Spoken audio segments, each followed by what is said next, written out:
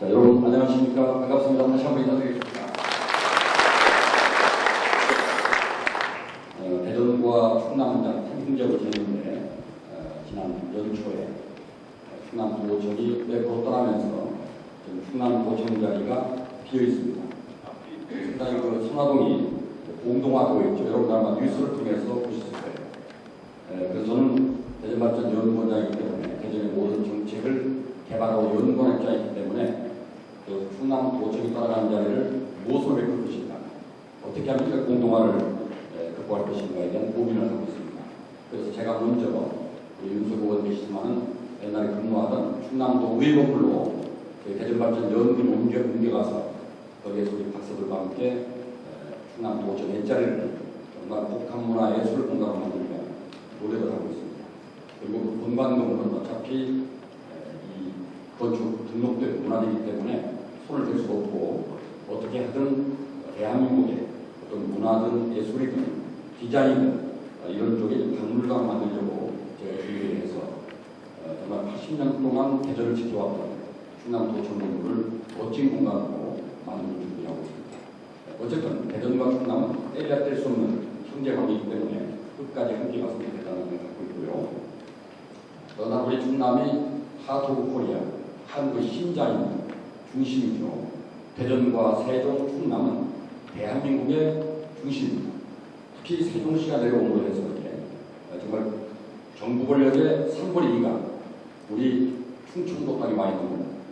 명실상부한 새로운 수도다, 이렇게 말씀을 드릴 수 있어요. 그런 것들을 위해서 여러분과 함께 그때 투쟁했던 그런 기억들이 지금도 새록새록 기억이 납니다. 정말 우리의 노력으로 새로운 수도를 만들어내고 이 새로운 수도를 만든 가장 중요한 이유는 대한민국의 국토 불균형을 정말 해결하기 위한 그런 의지를 가진 우리가 매달렸던 것이고, 또 한 가지는 지방 분권을 확보하기 위한 것입니다. 국토균형 발전은 세종시의 정부 권력과 많은 공공기관들이 전국에 뿌려지면서 균형 발전에 싹이 틀 것이고요. 또 지방 분권을 통해서 중앙정부가 권한을 틀어주는 것이 아니라 지방자치단체가 정말 실질적인 권한을 갖는 그런 사회를 만들기 위해서 세종시가 만들어진 겁니다. 그런 실험을 하고 있는데 여전히 지금 지방 분권이 상당히 터덕거리고 있습니다. 김대중 정부 이후에 중앙정부 권한을 넘기기 위한 노력을 많이 해왔지만은 중앙정부가 무섭게 저항을 합니다. 관료들이 무섭게 정말 저지하면서 거의 넘어지 못했습니다. 그래서 김대중 정부, 노무현 정부, 이명박 정부를 거의 길을 못할 정도로 지방 분권은 그야말로 제자리 걸고 하고 있다, 이렇게 말씀드릴 수 있는데, 마침 오늘 자리에서 주민자치단 정말 새로운 지방 분권 운동을 시작하고자 해서 감사드리고 여러분과 함께하고 있습니다. 사실 중앙 권한을 도에서 뺏어오는 것도 중요한데 도에서 시군에 나누는 것도 중요합니다. 보면은 도는 열심히 광역으로 권한을 가라고 싸웁니다. 그리고 돌아와서는 시군에 나눠주지 않습니다. 또 도가 꽉 주고 있어요. 이러한 그 관행을 깨뜨리지 않나 진정한 분권은 불가능하다고 생각합니다. 그래서 이제는 볼 수 없이 우리의 단체자치, 중앙정부와 지방자치 간의 단체자치를 이제는 주민자치로 바꿔야 됩니다. 시민이 직접 참여하고 소통하고 그리고 결정하는 구조로 바꾸기 위해서 주민자치라는 것이 논의가 되고 있습니다. 이런 주민자치 역사는 영국에서 크게 발달해 있고 주로 단체자치는 유럽 쪽에서 발달해 있습니다. 그리고 지방정부와 중앙정부의 관계보다는 이제 앞으로 정부와 주민, 바로 지방정부와 주민의 관계가 중요하기 때문에 이 주민자치 관계가 매우 중요합니다.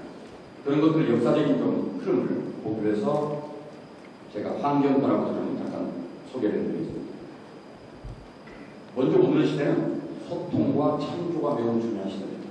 소통이 얼마나 중요한지, 마을에서도 정말 동네 구성원끼리 소통이 있어야 마을에 분란이 없어집니다. 또 화합이 됩니다.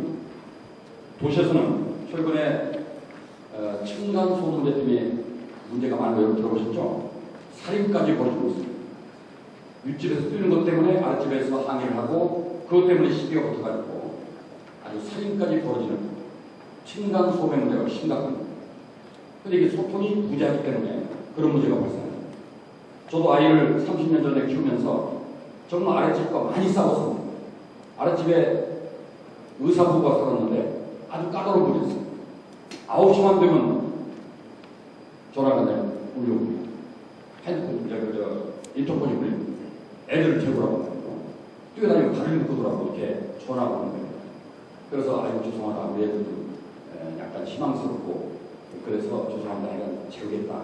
조심시키겠다. 이렇게 얘기해도 계속 시간 가지고 전화하는데, 정말 나중에 스트레스를 받아서 죽여버리신 거예요. 큰일 날 뻔했어도 잘 참았는데, 제가 잘못하면 살인을 벌어요. 결국 제가 해결을 못하고, 제가 교수니까 또 얼마나 약자입니까? 막 머리를 조아리고 사정하니까 교수같이 시간을 못 가르치면서 막 또 말하니까 할 말이 없는 거예요. 결국은 약간 무식한 제 집사에 내려가서 싸워가지고 결국 다시는 안 왔는데 여자가 싸우니까 엄청 무서워요. 저는 가 싸울 용기가 안 나요. 그 정도로 아주 층간소비, 엄청난 이웃 간의 갈등을 가져오고 불화를 가져오는데, 제가 저번에 카스트에 층간소음 최고 전문 기술을 개발한 교수님 만났어요.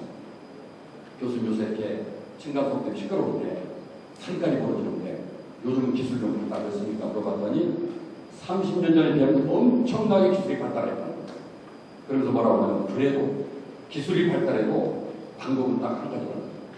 기술을 해결할 수 없다. 해결하는 방법은 더운 여름날 이사 가자마자 아랫집에 큰 수박 한 그루 가서, 아이고 할아버지 안녕하세요. 저희가 이번에 새로 이사 왔습니다. 우리 애들이 좀 잠도 없고 잘 뛰어다니고 해서 시끄럽게 모르겠는데 좀 봐주세요. 이렇게 소통하고 사정하는 것이 최고의 방법이라는 거예요. 맞습니까? 그렇게 이웃 간에 그렇게 소통하고 또 얘기를 나누고 그런 풀리는 것이지 기술로 해결할 수 없는 것이다. 결국 사람과 사이에서 문제가 해결되기 때문에 가장 중요한 것은 바로 RP라고 제가 적었는데, Relations Technology, Relation, 관계가 중요하다. 관계의 기술이 중요하다는 말씀드리죠. 이웃 간의 관계, 친구끼리 관계, 이게 제일 중요합니다. 그래서 소통이 필요한 것이고, 또 우리가 좀 더 나은 생활을 위해서 창조가 필요하다. 이런 말씀을 드리고요. 제가 이 그림을 그렸는데, 이 그림은 우리 시대가 어떻게 변화하는가를 한눈에 보여주는 것인데, 주로 커뮤니케이션, 소통이 얼마나 발달에 따라서 물결이 달라요. 제1물결 농업사회입니다. 제2물결 산업사회입니다. 물론 공업혁명이죠. 제3의 물결 정보화사회, 정보혁명입니다. 그러니까 소통의 수단이, 기술이 어떻게 발전에 따라서 우리 사회가 변화하는 것입니다. 지금은 이미 정보화사회를 넘어서 제4의 물결, 지식사회가 왔다고 얘기합니다. 이제 지식 기반입니다. 지식으로 경쟁을 벌이는 그런 시대가 왔다 이렇게 말씀드리기 때문에, 앞으로 마을이 경쟁력을 갖기 위해서 또 창조력을 발휘하기 위해서는 지식을 개발하는, 정보를 개발하는 노력이 필요하다는 말씀드리고요. 이것은 영어로 해서 좀 죄송합니다. 창조의 원천이 뭐냐? 창조의 원천이 옛날에는 원시대부터 한 중세까지는 메모리라고 하는 기억이 중요한 경쟁력이었습니다. 창조의 원천이었습니다. 그러니까 옛날 시골에서는 마을의 오랜 역사를 잘 기억하고 있는 어르신이 그 마을의 지도자예요. 옛날에 어떤 일이 있었고 어떤 엄청난 재난이 있을 때 이렇게 막았었고 하는 역사를 잘 빼고 있는 분이 바로 그 마을의 지도자이고 존중을 받는 겁니다. 이 마을의 어르신들은 사실 그 마을의 박물관이요 도서관입니다. 그래서 서양에서는 동네에서 어르신이 한 분 돌아가시면 박물관에 사셨다 이런 말을 합니다. 도서관에 안 사셨다. 이 지혜의 센터가 바로 그 어르신들이었는데, 그분들의 경쟁이 뭐냐면 기억을 잘 하시는, 잘 까먹는 분은 소용이 없고 기억을 잘 하시는 분들이 경쟁이 있고 바로 그 마을의 지도자입니다. 그래서 발달한 학문이 뭐냐면 역사학입니다. 기록을 하는 학문이었어요. 그래서 원시대 중세시대까지 가장 인기 있는 학문은 뭐냐면 역사학이었어요. 역사. 그래서 그 역사학이 지배하다가 중세에 와서 이성이라는 게 있잖아. 발견이 된 거죠. 인간의 이성이 소위 과학의 원리를 규명하게 되고 인간 사회의 여러 가지 원리를 밝혀야 됩니다.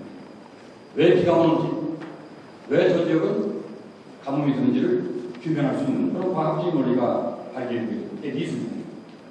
그러다가 최근에 21세기에는 이미지네이션, 상상력이라는 것이 경쟁력의 원천입니다. 이게 누가 얼마나 뛰어난 상상을 갖느냐가 바로 경제를 좌우하는 중요한 요소가 되는 것입니다. 오늘날 창조사회라고 그러는데 오늘날 창조사회의 가장 중요한 건 아이디어를 누가 유별나게 만들어내냐는 중요합니다. 바로 싸이의 노래가 엄청난 부가가치 창출하는 것처럼 한 사람의 아이디어가 그렇게 창조력을 발휘하는 것이고 또 부가가치를 창출하는 것이다. 뽀로로라고 여러분 들어보셨죠? 뽀로로. 그 뽀로로가 그 수입만 소위 캐릭터 수입만 그 직접 계산권만 150억 정도 된다는데 그걸로 인해서 만들어진 캐릭터라든지 여러 가지 부가가치가 1,500억에서 2,000억 정도입니다. 그러니까 그 뽀로로라는 아이디어 하나 가지고 여러 사람 먹이 사는 것이죠. 그래서 창조력이 매우 중요한 것이고 마을에서 지금 모든 마을이 어렵습니다.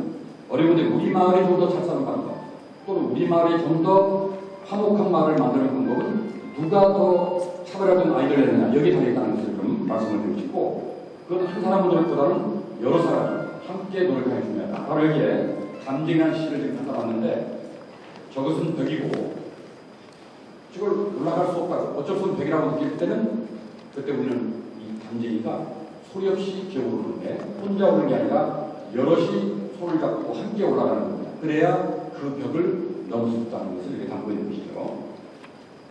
그 다음에 또 하나 오늘 시대의 그 특징은 통섭과 포용입니다.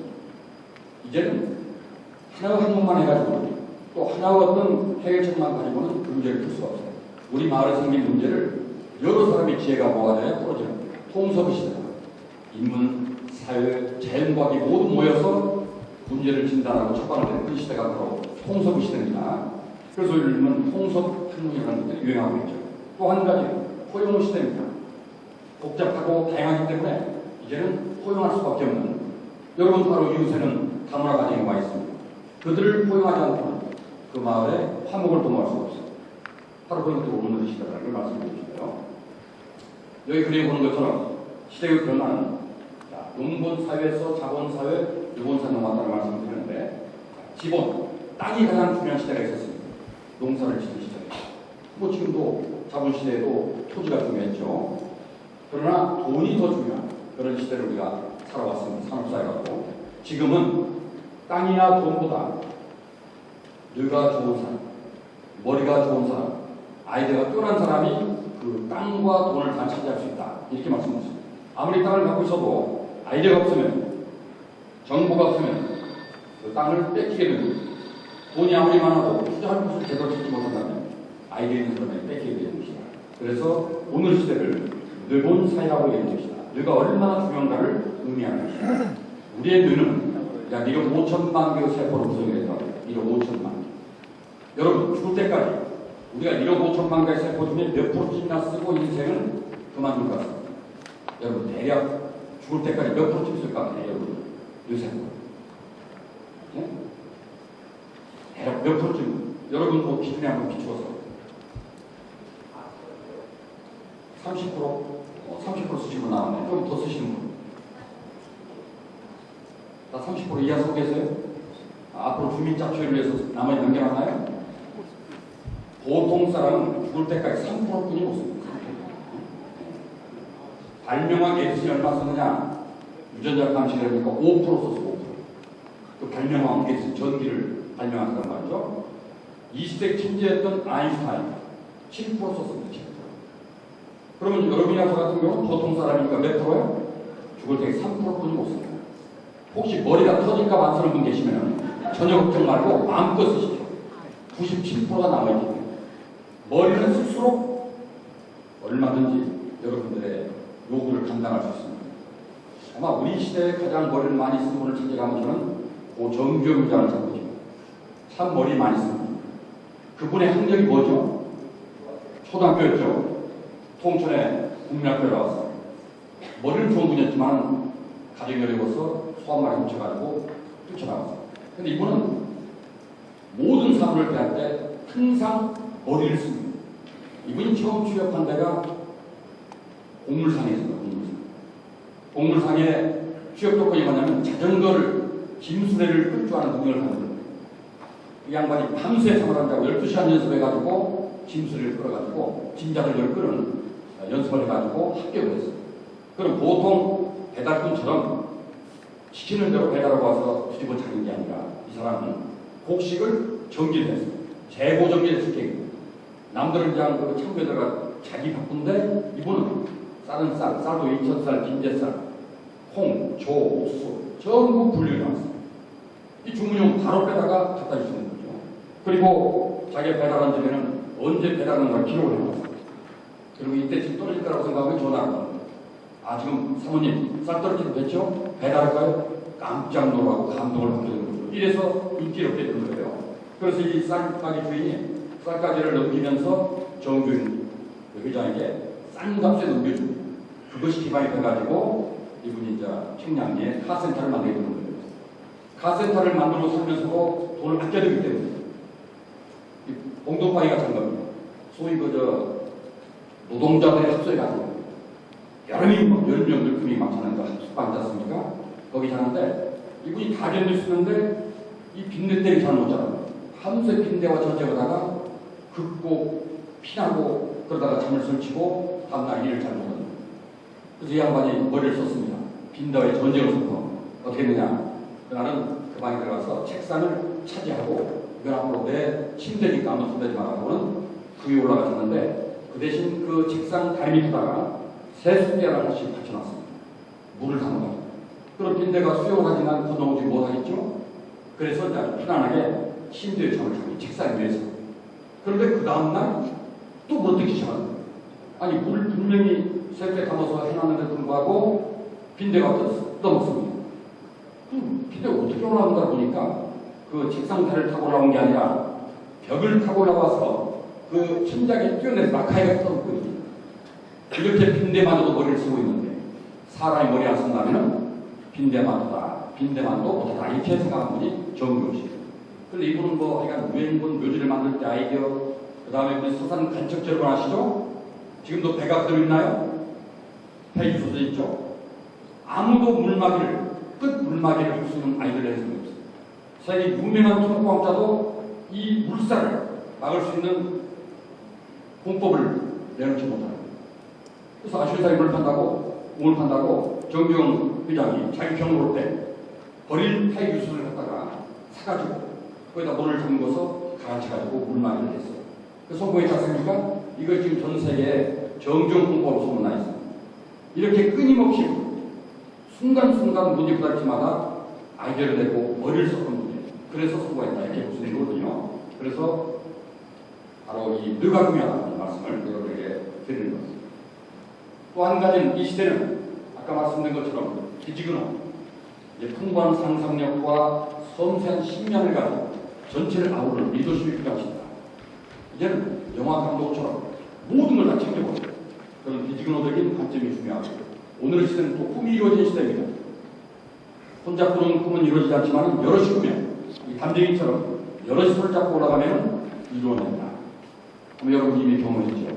2002년도 월드컵 바로 꿈이 이루어졌습니다. 우리 그 당시 월드컵 때 축구 랭킹이 세계 몇 팀 됐었죠? 우리나라가 41위인가 뭐 이렇게 됐어요. 40몇 위였어요. 근데 우리가 몇 강까지 올라갔습니까? 4강까지 올라갔습니다. 그 4강까지 올라간 기적의 원천은 뭡니까? 무엇이 4강까지 올라가게 만듭니까? 갑자기 40m 놈이 아무리 호응을 한다고 하지만 심판들 눈치를 많이 보겠죠. 밥도 제대로 먹이는 테고 아니면 누굴 집어넣을지 모르니까 조심조심 했을 텐데도 불구하고 그런 걸 무시하고 어떻게 40몇 등이 4강까지 올라갔나요? 그 원천은 바로 꿈이 이루어진다는 그런 희망을 가지고 전 국민이 응원의 기회를 가능했다. 그래서 꿈은 이루어지는데 혼자 꿈에도 이루어지지 않고 여럿이 꿈을 이루어집니다. 그리고 영감 시대입니다. 이제는 인간의 영성, 동물과 다른 게 바로 인간이 영성을 가있다는 것인데 착한 마음, 이것이 매우 중요하다. 이제는 착한 사람만이 정치할 수 있고 착한 사람이 선거에 당선되고 착한 사람이 시장되고 하는 그런 시대가 오고 있습니다. 여러분 이미 프란치스코 교황을 보십시오. 유럽의 처음으로 바티칸에 교황이 비유럽 사람, 아르헨티나 사람이 됐어요. 이건 무엇을 하나님이 중요한 메시지거든요.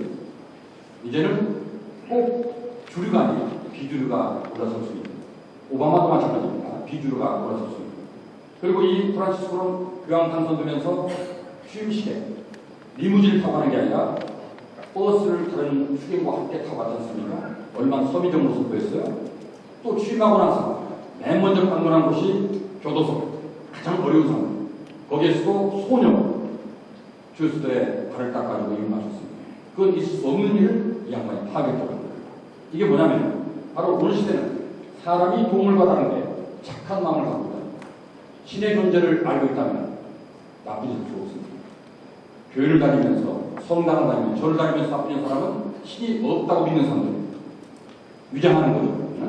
그러니까 신이 있다고 믿는다면 나쁜 일을 쏘는 것이고, 신을 믿지 않는다 하면 이웃이 없으면 내가 살 수 없다는 많은 분들은 바로 영감과 영성을 입는 이웃이 있어야 행복한 것이고 더불어 살아갈 수 있는 것이라는 것을 깨닫는 시대라는 말씀이죠. 자, 그래서 이제 많은 마을들이 또 많은 지역들이 어떤 마을을 바꿀까 고민을 하는데, 그동안 우리가 써봤던 말들은 삶의지라는 말을 많이 써왔어요. 공주시의 삶의 힘의 삶의지를 놓고 비만인자로 바뀝니다. 뭘로? 사회의 기로 등으로 바뀝니다. 왜냐하면 삶의지는 전부 돈과 관련되어 있습니다. 돈이 없으면 삶이 떨어지게 되어 있습니다. 보십시오.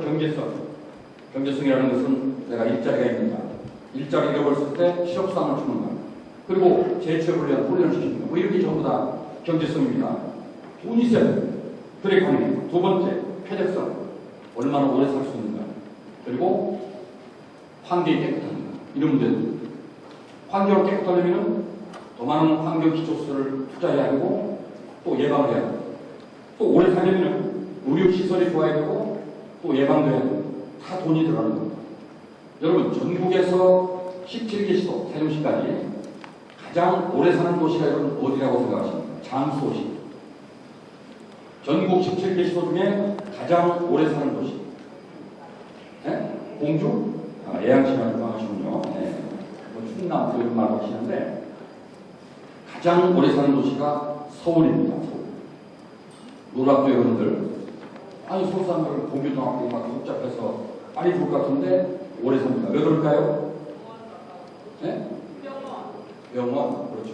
의료시설이 좋게 되어 있습니다. 죄송하지만 지방에서는 살로도 죽어서 나가거든요.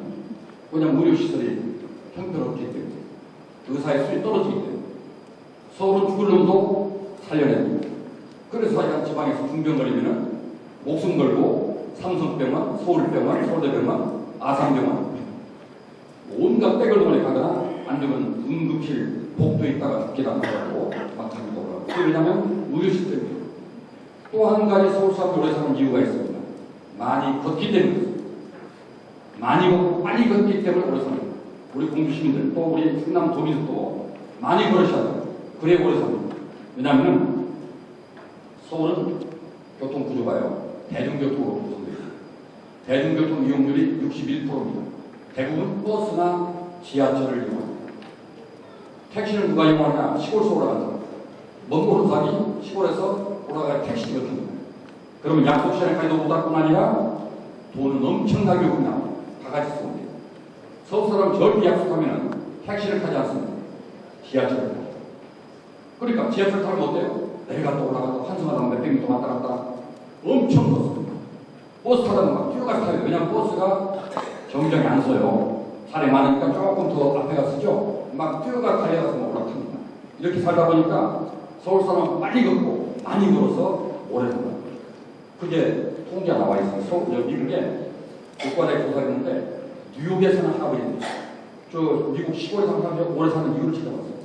그랬더니 시골에 사는 할아버지는 별로 걸을 일이 없어가지고 활짝으로 느릿느릿 걷다가 별로 건강을 도와주는 못합니다. 뉴욕의 할아버지는 지하철 타고 버스 타면서 많이 걷고 움직여서 건강을 통계가 나와 있습니다. 그래서 의료시설도 중요하지만 많이 걷는 게 중요하다는 말씀을 드리고요. 그리고 또 다 돈이 듭니다. 안전하다. 요새 자연 재해가 얼마나 많습니다. 만약에 우리가 쓰나미 같은 거 막으려면 오픈 벽을 한 150m 벽을 쌓으면 막을 수 있겠죠? 돈이 들어가요. 그리고 인공적인 사고, 교통사고다, 화재다, 이것도 미리 CCTV를 많이 설치하고 우리가 충분한 안전 예방 장치 한다면 막을 수 있거든요. 이게 돈입니다. 편의성, 마을마다 도서관이 하나 있고 또 도로가 뻥뻥 뚫리고 우리 집 앞으로 지하철이 다니고 그럼 얼마나 편리하겠어요. 이거 다 돈입니다. 그러므로 돈이 없으면 삶이 높아질 수 없는 거예요. 이 돈 있는 나라, 돈 있는 지역만 삶이 높아지는 그런 왜곡된 구조를 갖고 있다. 그래서 돈이 전부가 아니거든요. 왜냐하면 행복이 얼마나 행복한 나라인가를 조사해 보니까 부자 나라가 아니라 주로 가난하지만은 정직하게 사는 나라에 행복하거든요. 가장 불행한 나라가 어디냐면 미국, 일본입니다. 조사해 보면 가장 불행한 나라가 미국과 일본이에요. 서역에서 1, 2등 같은 잘 사는 나라에 불구하고 가장 불행한 거예요. 왜? 돈은 그렇게 탐욕을 더 부리게 만들거든요. 그러면서 이런 돈보다 더 중요한 게 정신적으로 여유를 갖고 안전하면서 자존감 있게 사는 것들이기 때문에 이게 바로 사회 진입이 매우 중요한 거다. 그래서 유럽에서는 이제 지역사회 발전의 목표를 산무질이 아니고 사회 질, 좀 질 높은 사회, 품격 있는 사회를 만드는 노력하는데 여러분들도 이제 우리 동네는 좀 다른 동네와 질이 다르다, 품격 있다 이렇게 만드셨는데 그럼 어떻게 해야 되느냐? 첫째, 사회 경제적으로 안전해야 됩니다. 사회적 안전하다는 것은 범죄가 없어야 되겠죠. 또 여러 가지 자연재해를 막을 수 있는 주민들의 단합된 노력이 필요합니다. 일본에서는 후쿠시마 원전을 겪으면서 이제 정부를 믿었다가 다른 그래서 마을 단위로 학습을 통해서 안전 대책을 세운다고 마을 단위로 만약 쓰나미가 오면 어떻게 할 것인가 이 준비를 미리 주민 자체에서 준비하고 있는 거예요. 그리고 경제적으로도 안전해야 됩니다. 어차피 이제 뭐 저성장을 생각하기 때문에 일자리 앞으로 많이 만들 수 없습니다. 경제 성장률 기대할 수 없어요. 그러니까 주어진 경제 조건 하에서 아껴 쓰고 나눠 쓰는 그런 노력이 중요합니다. 이게 바로 사회 경제적인 안전을 확보하는 겁니다. 두 번째는 사회적 응집성입니다. 우리 사회가 너무 지나치게 개체화되어 있어요. 아주 이기적인 나만 잘 되면 참 좋다는 식으로 그동안 살아왔어요. 왜? 자본주의가 불을 질러왔어요. 무한 경쟁과 효율만을 강조했기 때문에 경쟁 속에 살아가는 사람만 승자가 되는 것이 나머지 다 나고자거든요. 그런 구조를 앞으로 바꾸려면 개체화가 아니라 공동체, 우리 마을이 다 잘 돼야 우리 모두 행복하다. 이런 의식을 가져야 됩니다. 자기 혼자 이기심 부리면 가망한다는 걸 깨닫는 것, 바로 그것이 응집성입니다. 세 번째, 사회적 포용성입니다. 이제 우리 사회가 다양하고 다문화 사회가 이미 우리 주변에 와 있어요. 우리나라의 다문화 가정이 그 결혼 이주 여성이 143만 명, 엄청납니다. 이미 여러분들 시골에는 집집마다 주변에 있습니다. 필리핀 처녀, 캄보디아 처녀, 라오스 처녀, 베트남 처녀, 조선족 처녀 다 어울려 살고 있습니다. 이들을 만약에 다른 민족이라고 해서 차별한다면 우리는 벌을 받게 됩니다. 왜? 그들이 불만을 갖게 되고 만약에 그들이 이 사회에서 어떤 그 적대심을 갖게 되면 그 아이들이 이 사회에 적대심을 갖게 됩니다. 그들마저도 소외되면서 학교 중도 타락하고 또 다른 아이가 되면서 범죄되고 그러면 전부 다 고스란히 그 벌을 우리가 받게 되는 것이라는 거죠. 이제 따뜻하게 그들을 감싸야 됩니다. 우리는 너무 지나치게 단일민족, 순혈주의를 강조하는데 그렇게 단일민족도 아니겠어요. 우리가 한강 입구는 엄청나게 중국의 공격을 받아서 당나라피, 수나라피, 청나라피 온갖 데가 섞여 있어요. 우리 한강이 하면 외부에 또 침략을 많이 받고 돼가지고 여기도 외눈피가 많이 섞여 있어요. 등등 단일민족을 너무 강조하면 배타성이 발휘되고 그러면 이제 파편화되면서 개체되고 하는 것이다. 그때 위험하다. 그래서 이제는 다문화 가정을 끌어안고 우리의 구성원의 일원으로서 따뜻하게 그들을 안아줘야 됩니다. 이게 바로 사회적 포용성입니다. 심지어 미국에서는 창조도시를 평가할 때 어떤 지표까지 쓰냐면 그 도시에 레즈비언이 얼마나 사느냐를 가지고 창조도시를 평가합니다. 그러니까 말하자면 그 남자가 남자가 살고 여자가 여자가 살고 호모 이런 사람들이 사는 것도 인정해주는 사회가 창조도시라고 한다 이 말이에요. 그 정도로 이 사회가 지금 포용을 사회하고 있다는 것을 여러분이 아시면 됩니다. 마지막 네 번째는 사회적 영능성을 발휘하는 것입니다. 우리가 평상소통에서 배운 것들을 혼자 갖고 있으면 안 돼요. 여러분 옛말에 배워서 뭐라고 그러죠? 남주라 그랬죠. 요즘 바뀌었죠? 어떻게 바뀌었어? 배워서 남주자. 이렇게 바뀌어. 남 투자. 이게 배운 것을 혼자 갖고 있으면 자산이 아닙니다. 그걸 남과 나눠 가질 때 자산이 되는 것이고 지혜가 되는 것이다. 그러면서 자기 개발을 통해서 얻어진 지식과 그리고 정보를 나눠가는 자원봉사로 나가야 되는 것이다. 이게 품격 있는 지혜 높은 동네가 되는 것이다. 이렇게 말씀드릴 수 있어요. 자, 주민자치법상을 좀 잠깐 살펴보도록 하겠습니다. 앞에서도 다 이미 말씀들을 여러분들 했지만 잠깐 한번 살펴보면 일단 마을, 참 마을이란 말이 그 친밀감이 있죠. 정말 따뜻한 단어입니다. 마을, 동네, 참 순수한 우리말아닙니까? 이게 사람 삶터의 아주 기본적인 단위라고 해요. 마을, 동네. 이런 마을들 정말 아름답게 우리가 갖고 있야 되는데 그런 마을들이 그동안 역사적으로 향약을 통해서 마을의 어떤 규칙들이 존재해 왔습니다. 이게 법은 아니지만 우리께 지키는 규범으로서 약속으로서 지켜져 왔는데 향약은 서로 좋은 일을 하도록 권장한다. 좋은 일을 칭찬하고 권장하는 덕업상권, 여러분 배우셨죠? 덕업상권. 복지윤리, 좋은 일을 서로 권장하고 아이들이 일 잘하면 좋은 일 하면 칭찬해주고 합니다. 일본에서는 어떤 마을은 칭찬조례를 만들어가지고 애들이 인사할 때마다 상을 줘요. 일종의 말하면 점수를 줍니다. 또 애가 가다가 길거리에서 추진중 또 점수를 줘가지고 이거 1년 동안 통계를 해가지고 애들을 각 방면 다 칭찬해요. 애들이 칭찬을 받다 보니까 쑥쑥하는 거예요. 뭐냐? 자존감이 크는 거예요. 그래서 그 마을을 따라오고 싶어 하지 않은 거예요. 왜? 도시에 가면 사람 취업도 못 받는데 또 맨 후지를 만드는데 우리 마을에서 나를 칭찬해 주니까 모든 일을 할 때마다 칭찬하니까 아주 기분이 좋고 자존감이 쑥한다는 거예요. 그렇게 해서 그 마을에 어린아이가 앉더라는 데가 있는데 좋은 일을 서로 권장합니다. 나쁜 일 했으면 꾸짖는 거예요. 도시에서는 나쁜 일도 혹시 다칠까 봐서 어른들이 애들이 간섭을 못합니다. 그래서 시골은 아직 가능하지 않습니까? 마을은 가능하죠. 왜? 누구 집 자식인 걸 아는 거기 때문에 과실상규 바로 이게 가능합니다. 세 번째는 좋은 풍속을 함께 나누는 것. 자식이 부모를 잘 도우하고 섬기고 또 친구끼리 좋은 요리를 지키고 이런 것들을 우리가 예속상교라고 좋은 풍속은 서로 함께 나누는 것. 또 마지막 어려움이나 전화에 갇히면 서로 돕는 거죠. 환난상유. 어려움 나누면 서로 기쁨을 또 나누면 배가 되는 것이고 그래서 환난상유. 이런 것들 전부 마을의 규범으로 또한 존재하는데 점차 현대화 되어가면서 이것들이 많이 사라지고 말았죠. 그러다가 우리가 해방하고 이제 정부 수립한 이후에는 1949년에 읍면장을 선출하는 풀뿌리 주민자치가 이루어졌습니다. 그 당시만 해도 그러나 이게 5.16 군사쿠데타를 맞이하면서 지방자치를 중단을 시켜버렸죠. 그리고 지방자치를 못하는 이유가 지방재정이 부족하기 때문입니다. 또 이유가 뭐냐면 주민자치의식이 아직 형성되지 않았기 때문에 이런 핑계로 계속 지방자치를 30년 동안 지연시켜왔습니다.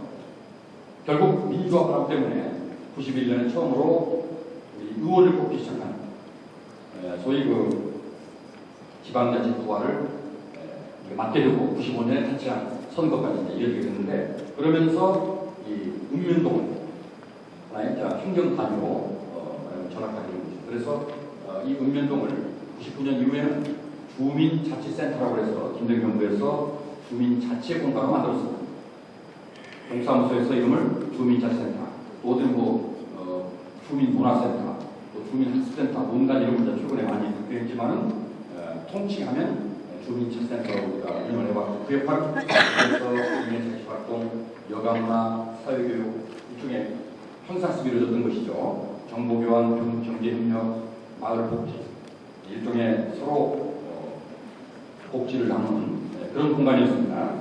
그런데 최고의 정부에서는 이걸 좀 바꿔보자 해서 이제 논의하고 있는데 왜냐하면 지금까지 보면 주민자치위원회 구성이나 의장, 부회장, 또 28명 미만의 위원 3명의 공무원들을 두는데 주민자치위원회 역할이 별로 없다 이거죠. 들러리 불과합니다. 읍면 동장의 눈치를 보고 또 그들과 좋은 관계를 유지하려고 노력하고 또 그분들이 이제 그 지역에 유지 역할을 하면서 위세를 부리게 되고 말이죠. 이러면서 주민자치에 대한 불만 대표성의 문제 이런 것들이 막 제기하는 것이죠. 물론 그냥 활동가 프로를 보면 저 지역사회를 살려고 만든 노력을 하지 않는 건 아닙니다. 뭐 위에서 내려와서 하는 것이 있지만은 뭐 범죄 없는 마을, 담쟁 없으냐, 담쟁 없으냐 뭐 이런 노력도 했고 또 자치활동 속에서 여러 가지 학습 프로를 운영해가지고 뭐 커뮤니티 만들기 운동이라든지 또는 여가활동, 지역사회 복지증진, 뭐 어려울 때 이제 이웃을 돕는 이런 일들을 해온 건 사실입니다만은 여전히 문제가 있다는 비판을 가져왔다는 것이죠. 우선 우리가 이제 운영 성과를 본다면 지역 주민들의 어떤 문화교양 수준을 높이는 데 기여했다. 어쨌든 주민들의 교양 수준을 높이는 기여했다 이렇게 볼 수 있고 또 주민 간의 그래도 교류와 소통의 공간을 제공하는 것도 인정하고 있습니다. 또 사주 마을 만들기 기여했다. 이 부분도 뭐 부분적이라고 우리가 인정합니다. 그러나 문제점은 자 주민자치센터의 주체 측면을 보면은 주민자치시 거의 없었다. 정말 주민들이 자발적으로 주민자치위원을 뽑아서 자기 지역들의 문제를 스스로 풀기 위한 노력을 하는 것이 아니라 공장이 지역 주민들 모아가지고 주민자치위원 유촉해서 운영하는 그런 형태가 됐었기 때문에 주민자치 또는 대표성 권한 책임 문제 또 선임 방식 문제가 계속되고 왔습니다.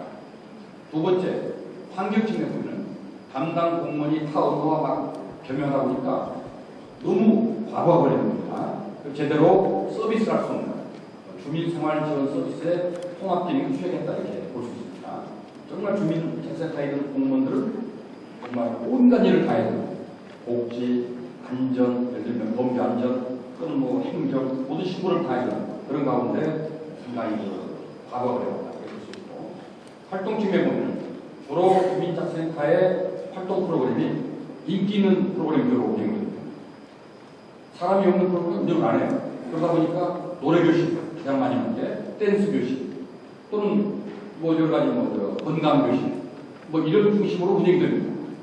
꼭 그게 나쁜 건 아니에요. 왜냐하면 노래 부르고 댄스에서 건강해지니까 사실 누리보험도 그걸 장식하고 주민사회가 건강하니까 좋은 건데 그래도 그것은 아니다 이거죠. 왜냐하면 주민자치가 이런 것들만 소위 제공하게 되면 먹고 살만한 사람들만 이용하게 되는 것이다 그 말씀. 그리고 거기를 찾아올 수 없는 사람들, 취약계층들은 소외가 되는 것이죠. 그래서 우리가 생각하는 것은 이 주민자치센터가 물론 교양 오락 프로그램도 중요하지만은 주민의 자치의식을 높이는 그런 프로그램, 시민자치대학이라든지 이런 것들이 운영돼야 진정한 주민자치 공간을 활동하는데 주민자치대학 만들면 안 옵니다 손님이. 그래서 운영할 수 없게 돼요. 그래서 앞으로 제 생각은 노래교실 간 사람은 주민자치대학을 거쳐야 다니게끔 한다든지 이렇게 아주 필수 코스로 만들어야 되지 않을까 정도로 상당히 어렵다. 그 다음에 커뮤니티의 거버넌스 일종의 정말 우리 행정 조직과 시민 조직과 이렇게 소위 연계하는 노력들이 부족했다. 또 제도 정치 측면에서는 법적주의나 재원의 어떤 뒷받침이 없기 때문에 솔직히 할 일이 별로 없습니다. 기초보도 솔직히 할 일이 별로 없다는 얘기를 많이 합니다. 왜냐하면 예산의 재량이 너무 부족하기 때문에 공주세산 거기에서 재량성을 발휘할 수 있는 예산이 너무 작기 때문에 의원들이 사실상 큰 권한에서 도움이 분이 많습니다. 주민자치는 더 말할 것도 없고 재원도 없습니다. 그래서 이런 법적 재원과 투입이 부족했다. 자치활동 기반과 내용이 문제였다 이런 비판을 받아왔죠. 그래서 이제 생각하는 것들이 최근에 현행 주민자치센터를 주민자치로 하는 보는데 뭐 여러 가지 의미가 있죠. 통합형이냐, 협력형이냐, 주민조직형이냐. 이 통합형은 공무원과 주민자치의 같이 지금처럼 있으면서 소위 은미동 사무소가 주민자치의 사무기구 역할을 하는 것이죠. 그냥 주민자치의 사무기구로 역할을 하는 것이고 협력형은 주민자치 기능을 모두 위원회에서 결정하고 집행하는데 이 사무 읍면동은 그냥 행정기능만 유지하고 그걸 좋지 않은 것이다. 그리고 이제 주민조직은 완전히 주민의 지자체에 직접 수행하는 그 기능으로 전락해버리는 것이죠. 가장 이상적이지만 이것들이 힘들기 때문에 이제 협력형으로 가는 과도적 단계를 거치자고 논의가 있어서 최근에 아무래도 최근에 와서 그런 여러 가지 협력형은 관계비 약간 관계비 형태고 통합형은 관지원의 형태고 주민조직은 관철수 형태인데 여러 가지 검토를 해보니까 그래도 이 주민자치센터의 행정적인 기능도 있기 때문에 아무래도 이 협력적으로 하기까지 하는 그런 모델에서 지금 주민자치를 시범도 선정했고 충남도에도 4개, 또 3개는 자체 시행하는 이렇게 결정이 됐습니다. 그래서 제가 생각하는 앞으로 주민자치센터는 이게 주민자치가 만들어지면은 한 3가지 정도의 기능을 수행했으면 좋겠다는 생각을 갖습니다. 하나는 행정참여, 주민자치겠죠.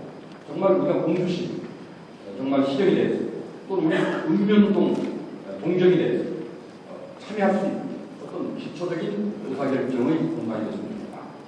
여기에서 자기적인 문제가 논의가지고 이것을 이루어진 얘기들이 의회에 반영되고 또 이제 이게 시정에 반영되는 그런 구조가 됐습니다. 이게 준자치적 공간으로 발전했습니다. 두 번째는 자원봉사의 공간이다. 역시 지금 우리 마을에 어려운 사람, 정말 돌발 사람들이 있기 때문에 그런 소외계층을 위해서 우리가 돌보는 복지의 공간, 또 안전을 지키는 방문 공간을 발전했습니다. 마지막은 평상시의 공간.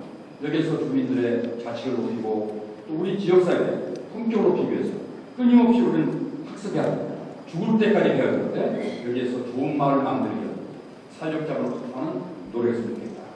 여기서 사역자분이라는 말이 나왔기 때문에 잠깐 말씀드리면 대전은 최근에 사역자분을 키우는 노력을 크게 할 줄 알고 또 우리 공동체의식을 가져요. 이게 바로 사회적 자본. 이 두 가지, 사회간접 자본과 사회적 자본이 같이 결합돼야 그 사회가 정말 선진 사회라고 말할 수 있다. 하는 차원의 사회적 자본을 얘기하는데 우리가 그 사회적 자본은 이렇게 신뢰와 배려 공동체, 인적 자본을 또 구분한다면 지식과 기술, 이런 게 좀 인적 자본이라고 볼 수 있습니다. 일본은 평생학습을 때 두 가지 목표를 갖고 합니다. 사람 만들기와 마을 만들기. 사람을 제대로 만들기. 사람 도리하게 만들기. 그리고 마을을 만들기, 경제 활성화를 통한. 우리나라는 그동안 이런 것보다는 주로 취미, 교양, 오락 이런 쪽에 치우쳐왔다 이렇게 볼 수 있는. 유럽은 고용 능력을 그런 쪽에 많이 치우쳐왔습니다. 우리는 앞으로 이 두 가지를 포괄하는 평상습이 우리 주민자치회에서 이룰 수 있습니다. 그래서 제가 10만 양민설 같은 걸 가끔 주장하는데요.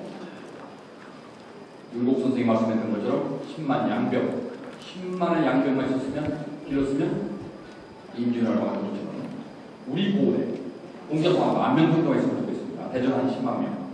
이렇게 해가지고 이분들이 시민 리더로서 역할을 한다면 그 도시는 사회인도 잘 되고 있습니다.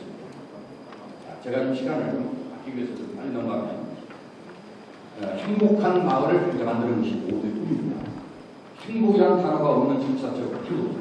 행복한 공부 만들기, 행복한 전부 모든 사람의 꿈이 행복입니다.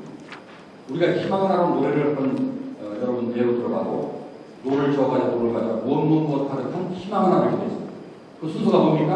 무엇 가득한 희망을 하나. 자, 뭡니까? 제일 먼저 노래를 꼭 불러가야 합니까? 우리 그런 노래방 가서 자막 봐야 하듯이 그렇게 저 생각이 잘 안 나시는 제일 먼저가 뭐예요? 자유. 두 번째가 평등, 평화. 네 번째가 뭐예요? 행복. 자유, 평등, 평화, 행복 가득한 희망을 나갑니다. 이거 순서 틀리면 안 됩니다. 노래 볼 때 그런 뭐 평화, 자유, 행복 가득 이러면 안 돼요. 왜? 이 역사의 발전 법칙입니다. 18세기에 인간은 자유를 정말 희구했습니다. 왜냐하면 법정 속에 있어요. 자유가 얻어지니까 평등을 추구했습니다. 왕무장상시가 따로 있는 거예요. 평등이니까 싸웠습니다. 전쟁만에 그래서 20세기 평화를 갈구했습니다. 이제 21세기는 싸워보니 다 죽더라. 다 망하더라. 남북한 전쟁난을 가지고 있습니다. 누구 하나가 피해 있는 게 아니에요. 그러니까 이제 우리 한반도를 행복한 공동체 만들기 이렇게 하는 거예요. 행복한 공동체. 행복한 사회. 이제 우리 인류가 꿈꾸는 마지막 목표입니다. 그럼 과연 행복은 무엇일까요? 많은 학자들이 이런 말 저런 말을 규정합니다. 행복. 최근에 우리나라 강력 독일의 행복학교 교장인 슈베르트는 행복이란 여유, 안전, 그리고 자존감이라는 얘기입니다. 여유, 안전, 자존감. 경제적인 여유와 마음의 여유. 돈이 아무리 많아도 마음의 여유가 없으면 불행하다. 그리고 사고로 단련해야겠죠. 그 다음에 마지막 세 번째가 자존감. 나는 정말 꼭 필요한 사람이다. 나는 자랑스럽다. 이런 생각을 가져야 행복하다는 거예요. 근데 그런 얘기를 떠나서 제가 공식을 소개해드리겠습니다. 영국의 여성 심리학자 셔럴 로스웰이 만든 공식인데 행동은요 성격 플러스 존재보다 5배 중요하고 성격보다 3배 중요한 부분을 이렇게 보습니다. 다시 말하면 성격 좋은 사람이 행복하다 이렇게 말씀드렸습니다. 맞는 것 같습니까? 맞죠? 여러분 결혼할 때 배우자에 뭘 보고 결혼했어요? 뭐 돈 보고 결혼했어요? 배우자 보고 인물 보고 결혼했어요? 솔직히 말하기 좀 복잡하죠. 예, 근데 이제 대부분 말씀하기는 성격 보고 했다고 봅니다. 그러면 성격을 어떻게 봤느냐? 여러분들 전쟁입니까? 아니 그 성격을 뭐로 봤어? 어떻게 봤어? 몇 번 데이트해보고 알 수 있어요? 평생 살아야 알 수 있는 게 성격이에요. 참 성격을 파악하는 게 매우 중요합니다. 인물은 살아보니까 아무것도 아니죠. 어찌 여자가 이쁠수록 실망이 큽니다. 왜? 나이 먹어갈수록 점수가 깎이니까. 차라리 못생긴 여자가 갈수록 이뻐지고 좋아요. 왜? 밑바닥 출발했기 때문에 갈수록 좋은 일이 많이 생깁니다. 왜냐하면 우리 부모한테 잘하면 더 이뻐 보이고 나한테 잘하면 더 이쁘고 막 이렇게 되는 거예요. 근데 아무리 이뻐도 양비도 나이 먹으면 추해지거든요. 그래서 인물은 적당한 여자가 결혼하면 좋다 이렇게 말씀드릴 수 있는데 남자도 마찬가지고 돈도 하고 것도 아니고 그럼 뭐가 중요하냐면 성격이다 이거죠. 그 성격은 많은 좀 검증을 거쳐서 결정해야 됩니다. 우리나라 사람들이 이혼을 많이 하고 있는데 이혼한 이유가 뭐예요? 성격 때문에 성격을 선볼 때 안 받기 때문에 이혼을 많이 하는 거예요. 70%가 성격 때문에 이혼을. 그래서 여러분 자녀들은 꼭 성격을 보여요. 저는 결혼할 때 어떻게 검증을 했냐면 제가 8번 선봐서 7번을 실패했습니다. 7.8기. 내가 어떤 리트머스 시험지를 했냐면은 제가 우리 아들이 5입니다. 형제가. 그리고 제가 셋째. 그러니까 서울대 박사과정 다니고 곧 교수님 따고 셋째 아들이니까 얼마나 과장 부들이 볼 때 좋은 조건이에요. 그러다 막 더 씌워가지고 과장 홍보해가지고 여자들이 손을 보고 나옵니다. 그럼 저는 바로 초치는 얘기입니다. 뭐냐면은 형제가 5이지만 두 형님이 부실해가지고 내가 부모를 볼 수밖에 없다. 같이 모시고 살 수 있겠니? 이렇게 내가 리트머스 시험 들 때거든요. 그랬더니 7명이 참 사람은 훌륭하신데 제가 능력이 부족해서 좀 떠났어요. 그걸 다 버렸어요. 지금 제 집사람이 그나마 긴가민가하고 대답해가지고 사는데 제가 공부를 모신 게 아닙니다. 그리고 집사람 아주 그야말로 큰 이득을 본 거죠. 그 과정을 관문을 통과한 거예요. 여러분도 자녀들에게 뭔가 방법을 알려주세요. 성격을 파악하는 방법을 알려주세요. 매우 중요합니다. 두 번째, 이 성격은 긍정적인 사람, 낙천적인 사람들이 행복한 사람. 여러분 주변에 빈정대고 딱 불만을 얘기하고 남을 비난하기 좋아하는 사람들 있죠? 본인이 불행할 때 그렇습니다. 너도 불행하다 이래서 발목을 잡고 떨어지는 거예요. 행복한 사람은 남을 칭찬하고 항상 남을 좋은 면만 봅니다. 절대 불행은 전파 안 되는 거예요. 그래서 두 번째는 존재유구가 5배나 중요한 성격이에요. 셔럴 로스웰 말입니다. 존재유구는 돈 좀 있어야 돼요. 너무 없어도 불행하죠. 근데 얼마나 있어야 행복할까요? 많을수록 좋지 않습니다. 제가 제 주변에 교수 한 분이 150을 갖고 계신 분이 있는데 부동산을 이분이 주로 하는 일은 수업들 따오면 얼른 전화해가지고 은행에 여기 나갔다가 저기 넣었다가 20통장에 27개 하루 종일 돈을 넣었다 뺐다 점심 먹을 시간에 들어가지고 짜장면으로 가고 싶습니다. 조만간에 위안거리 죽을 거예요. 아무리 돈이 많이 소용없어. 그러니까 돈은 어느 정도는 각자 길이 다르겠지만 저는 이렇게 생각합니다. 퇴직하고 나서 친구들에게 백반한그릇 내가 사줄 능력이 됐으면 좋겠어요. 퇴직하고 나서 서로 바꿔가느라 얼마나 노력하는지 몰라요. 아주 뼈저린 노력을 하고 있습니다.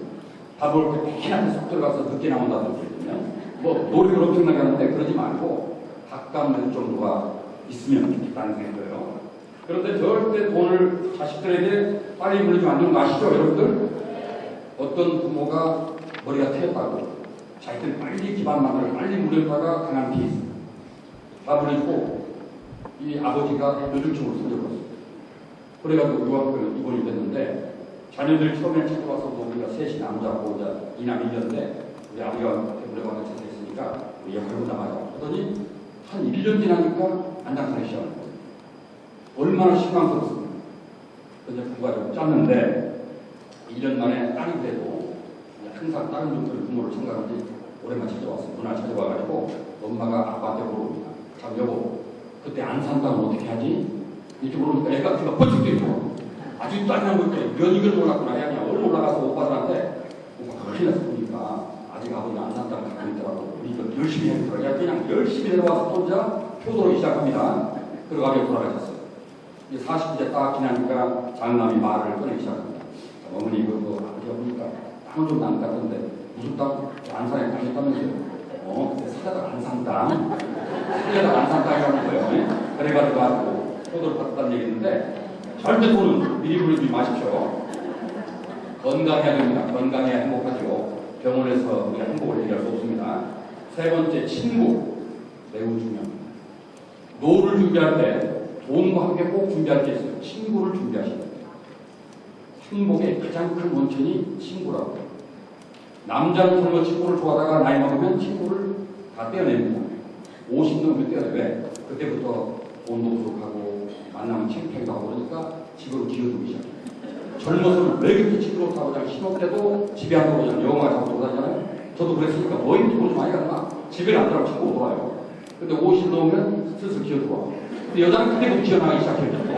하나님 참 묘한 성질을 만들었는데 둘이 붙어 싸우니까 서로 엇갈리게 것 같아요. 여자들은 젊어서 애 키우고 낳고 하다가 친구를 다 잃어버립니다. 그러다가 이제 나중에 50대면 친구가 밥보다 더 좋고 남편보다 더 좋고 여행을 가도 남편과 가는 것보다는 친구와 하는 게 더 재밌다는 것이죠. 맞죠? 네. 그래서 저도 그냥 여행 가라고 내버립니다. 내버리는데 곰탕 3일 치킨을 가는데 여성들이 50 넘으면 꼭 필요한 필수는 5가지가 있어요. 여러분 아시죠? 50 넘으면 여성들이 꼭 필요한 필수는 5가지. 첫 번째, 돈. 두 번째, 돈 있어야 어디 돌아다니까요. 두 번째, 건강해야 된다. 세 번째, 친구. 네 번째, 딸. 아까 말씀. 딸이 그래도 DNA가 엄마와 같기 때문에 엄마를 잘 이해한다는 거예요. 마지막 5번째가 뭐예요? 애완견. 거기다 갖고 노는 거예요. 절대 남편 안 들어갑니다. 그러면 남자가 50 넘고 필수는 5가지가 있죠. 뭡니까? 아내. 두 번째가 와이프. 세 번째가 각시. 네 번째가 마누라. 5번째가 집사람. 여기 5가지가 들어가요. 그래서 남편들 참 잘해야 되는데 친구 매우 중요합니다. 친구. 네. 여성들 특히 남성도 마찬가지고 노후에 가장 중요한 게 친구다. 고급 욕구가 성격보다 3배 중요한데요. 그냥 꿈과 자존감입니다. 꾸미는 사람은 행복한 사람입니다. 나이를 70 먹어서 꾸미는 분들은 희망이 있고 행복한 사람들입니다. 그리고 자존감. 내가 꼭 필요한 사람. 우리 집에 없어 안 들어삽니다. 이런 분들이 행복한 사람입니다. 제가 한번 일본에 한번 평상시 잘 배우시를 방문했는데 그 시민이라는 한국 도시인데요. 인구 27만 명. 거기에 가장 유명한 게 노인대학교. 학생이 한 800명인데 학생 수가 중요한 게 아니라 강사가 누구냐면 교수나 밖에 전문가 오는 게 아니라 그 800명 노인 중에 강사를 뽑아서 강의를 합니다. 왜? 거기에 교수 출신도 있고 전문가도 있고 사기업체 임원도 있기 때문에 그분 중에 뽑아서 하는 거예요. 그래서 강의 시켜가지고 재미가 없고 유익하지 않으면 다음날 아웃인 거예요. 그러니까 사관학교에서 엄청나게 노력을 하는 그런 노인대학이었는데 거기 가보니까 가장 나이 많은 분이 87세 같은 분이 수강생이었어요. 그분을 인터뷰를 했습니다.